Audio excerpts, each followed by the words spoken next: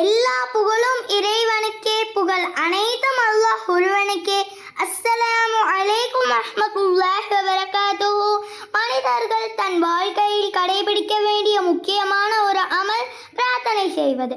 மனிதன் தன் தேவைகளை இறைவனிடம் மட்டுமே கேட்க வேண்டும், வேறு யாருக்கிட்டையும் கையேந்து கேட்கக்கூடாது. நம்முடைய எந்தெந்த தேவைகளுக்கு என்னென்ன துவாக்கள் கேட்க வேண்டும் என அல்லாஹு தாலா திருக்குரானிலும் நபி ஸல்லல்லாஹு அலைஹி வஸல்லம் அவர்கள் நிறைய ஹதீஸ்களிலும் நிறைய துவாக்களை கற்றுக் கொடுத்திருக்காங்க. நாம நேர்வழியில் நடக்கவும் அதிகமான ரிஸ்கை பெற்று ரஹ்மத்தான வாழ்க்கை வாழவும் அல்லாஹ் திருக்குரான்ல கற்றுக் கொடுத்த துவாவை பற்றி தான் நாம இப்ப பார்க்க போறோம்.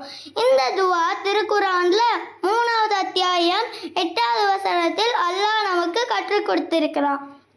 அது என்ன துவான்னா, ரப்பனா லா